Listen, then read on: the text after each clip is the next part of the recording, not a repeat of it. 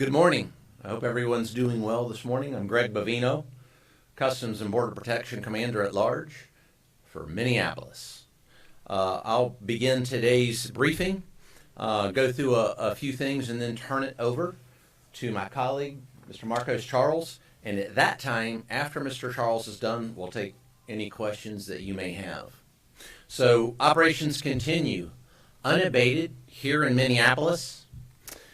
Several illegal alien criminals taken off the streets yet again over the past 24 hours. Again, that is what we're here to do, and we're not going to be deterred in doing that. We are going to take these illegal aliens off the street and make America a safer place, make Minneapolis a safer place. Again, that is why we're here. Let me detail a couple of illegal aliens we took off the streets over the past 24 hours that were walking our streets over those past 24 hours. Here's one, Mr. Carlos Gomez Acosta, charged with cocaine trafficking and a controlled substance violation. This is an interesting one because this individual was what we would term as a golf, which is a getaway across the border. This individual crossed the border and was a getaway. More than likely, over those past 4 years when we had millions crossing the border unabated. This is what we get in our communities. What happens at the border does not stay at the border. And then we have Lin Lee, an illegal alien from Red China. This individual is charged with child neglect and endangerment. Let me say that again, child neglect and endangerment and prostitution. An illegal alien walking the streets of Minneapolis. Now, we just talked children yesterday a little bit. Let's talk a little more since we've got an illegal alien we just took off the streets of Minneapolis that was someone engaged in child neglect and endangerment. Here in the U.S. Border Patrol, I will say unequivocally that we are experts in dealing with children. Let me say that again, experts in dealing with children. Not because we want to be, but because we have to be. Over those past 4 years, hundreds of thousands of children were trafficked across that border. Guess who they came into contact with? Sometimes who was the very first law enforcement agency or American citizen that they saw? U.S. Border Patrol, followed by our counterparts at Immigration and Customs Enforcement. We're definitely the experts at dealing with children, unfortunately. Hundreds of thousands under that last administration. Not to mention the 300,000 lost children. 300,000 plus lost children are trafficked across that border. Now, when we've got the news media talking about children, I'd certainly love to hear more reporting on the 300,000 lost children. How about the 14 that we recovered at that pot farm a few months ago in Camarillo, California? The 14 lost children trafficked across the border that were found working illegally on a pot farm in California. Very little reporting from the Minneapolis news media here. I didn't really hear much from you guys. And then some of the more heinous crimes against children that are trafficked across the border that ICE and Border Patrol saw daily back when that border was out of control over those past 4 years. I'll detail one for you, folks, that's truly heinous. Border Patrol agents there in the El Centro sector encountered a young child, was approximately 3 years of age. The child appeared to be drugged, not with his parents, with strangers. Agents managed to wake the child up after doing what is known as a sternum rub, which is a technique to wake someone up that may be induced by drugs. As the child woke up, we understood the child's parents were not with him, and medical examination saw that this child had non-surgical sutures in his abdomen. Let me say that again. Non-surgical sutures in the child's abdomen. He was being trafficked across the border in that condition. That's not an isolated event with the U.S. Border Patrol or ICE. We saw that many, many times. Drug children coming across the border, and guess what? Other than a couple of news outlets, I believe News Nation and Fox reported, nobody else would. Nothing on a child with non-surgical sutures in his abdomen and nobody knows why. Now, the 5-year-old yesterday, some of you had questions on the 5-year-old yesterday. That 5-year-old remains with his family. You say again, remains with his family. We know that. That false media narrative that was pushed out yesterday was, well, it was false. Remains with his family. But let's talk about who doesn't remain with their family. And I think this is the most important thing that we're talking about with children. How about our victim of the day, a victim at the hands of illegal alien criminals, these same criminals that we are taking off the streets that you see on these screens behind us. This victim was Rachel Morin. She left behind 5 children. Let me say that again. She left behind 5 children after she was killed by an illegal alien from Central America. He decided to murder her and hide her body in a culvert. Oh, wait a second, that was after he raped her. She's separated permanently from her 5 children. Let me say that again, separated permanently from her 5 children. Why isn't that reported on? Very little reporting in the local news media or the news media on those types of situations. Now, I would call this the DSP syndrome. That's a term that I made up. I'm not a medical doctor. I'm a Border Patrol agent. It's called the double standard phenomena. Say that again. The DSP is the double standard phenomena. We see this quite often, the DSP. American citizens that are arrested daily here in Minneapolis. Are they separated from their children and families? Absolutely, as they should be. Criminals face consequences. Criminals face consequences. But yet that double standard does not seem to apply to illegal aliens. Why is that? Perhaps someone could detail that for me, because I don't quite understand all the parameters involved in the DSP, the double standard phenomena. So, as we continue this mission here in Minneapolis, we will continue to take these bad people, bad things off the streets, despite the DSP, the double standard phenomena, despite the false narrative reporting by many news media outlets. We will continue unabated in our mission to ensure there are no more Rachel Morins separated from her 5 children.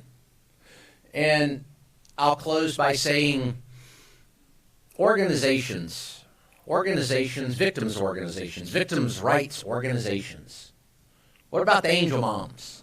That one's one that's never reported on. How many victims do you need before an organization like that pops up?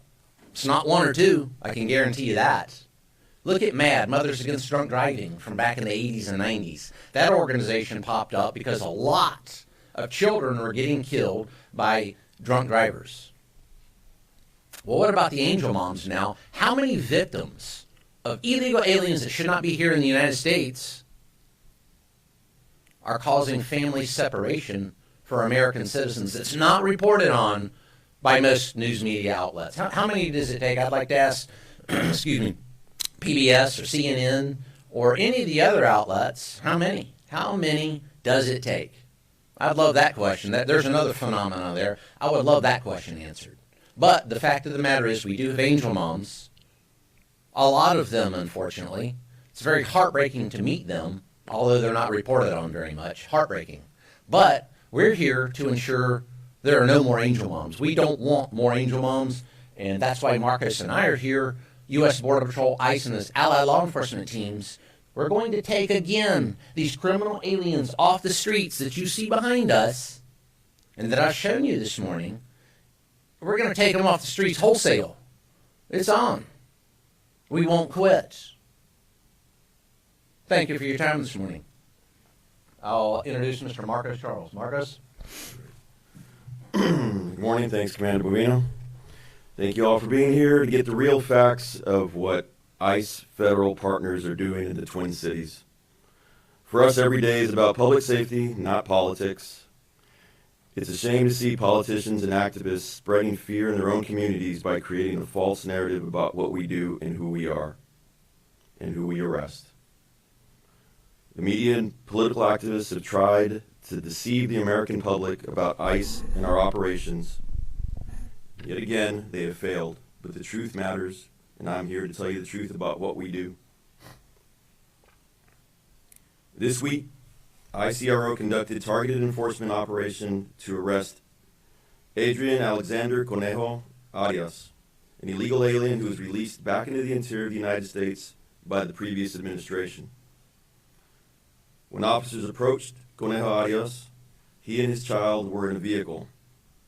Arias fled from law enforcement on foot, abandoning his child in the middle of winter in a vehicle. One of our officers stayed behind with that child while other officers apprehended his father. After conducting the arrest, my officers stayed with the child. They cared for him, took him to get something to eat from a drive-thru restaurant, and spent hours ensuring he was taken care of. Again, my officers did that, not his father. My officers did everything they could to reunite him with his family. Tragically, when we approached the door of his residence, the people inside refused to take him in and open the door. Let me say it again. They saw the young boy, and they refused to open the door and take him back. This is the human side of the job that my officers do. They are family men and women. They have children of their own. They sacrifice everything for their families. I know for a fact that they were heartbroken to see the child's own family leave him behind. Fortunately, Conejo Arias eventually requested that his child stay with him. We do everything in our power not to separate families. So they took him back together to Minneapolis, here to the city, to the ICE facility for processing, and now they are being well cared for at a family residential center, pending their immigration proceedings. This is the real face of ICE, ERO, Border Patrol, and our allied partners. The media doesn't know our officers, we do. My officers do the right thing no matter how difficult or how long it takes throughout the day. Let me debunk a couple more lies. Conejo Arias was not walking to school with his child, and we did not target the child. Arias fled from law enforcement officers and left his child behind. Again, middle of winter, in a car. We will enforce the law as it's written, but we will go above and beyond to reunite families because that is who we are. I also want to clarify the recent arrests of the ringleaders of the city's church riots. Federal law protects the freedom of religion and the right to worship without interference. What these agitators did was not a peaceful protest. They rioted at church services. They screamed and harassed children. They denied Minnesotans the ability to worship peacefully.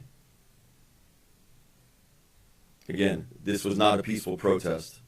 You don't go in front of up to a child and yell at them. That is not a peaceful protest. I've been in law enforcement for 33 years now, and this is the first time I've ever seen a protest in a church where they're harassing individuals trying to peacefully worship. It's disturbing to know that these individuals would target sacred spaces and viciously harass innocent families. Sacred spaces must be respected. While I cannot speak to ongoing investigations and prosecutions, I can say that ICE, DHS, and the Department of Justice are wholly committed to maintaining public safety and the rule of law.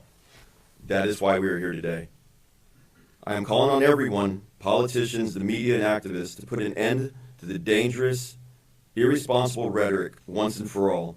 You are pitting communities against federal law enforcement, and you are pitting neighbor against neighbor in Minnesota.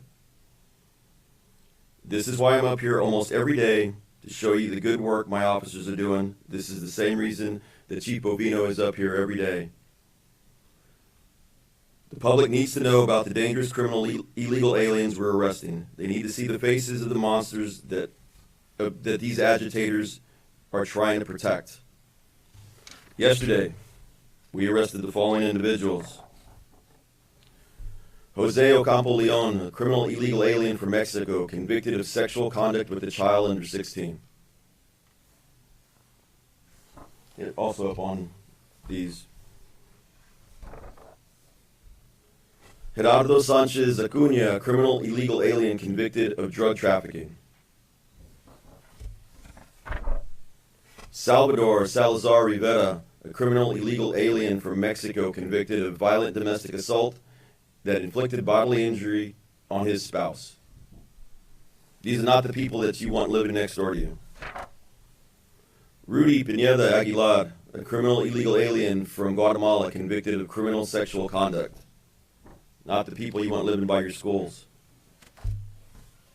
And finally, Jeffrey Ramon Rabanales, a criminal illegal alien from Guatemala convicted of assault, domestic assault, and damage to property.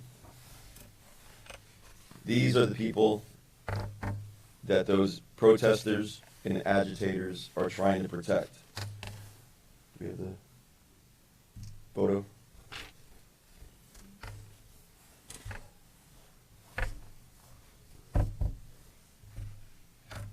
Moments ago, a group of agitators, a U-Haul van filled with shields. Oh, it's not coming up. All right. Shields and gear decided to come over here to the Whipple building and block traffic. They're currently trying to impede us from getting out of the building and going and do our mission. I'll tell you right now, they're going to fail. Because no matter what they put up in front of us, we are here to do a job to protect this community, to protect Minnesotans, and to keep the criminal legal aliens off the street and put them where they belong, back into detention, and remove them from this country. Thank you guys. Take questions now. All right, we'll start from here and we'll go down. Questions. Appreciate you taking our questions.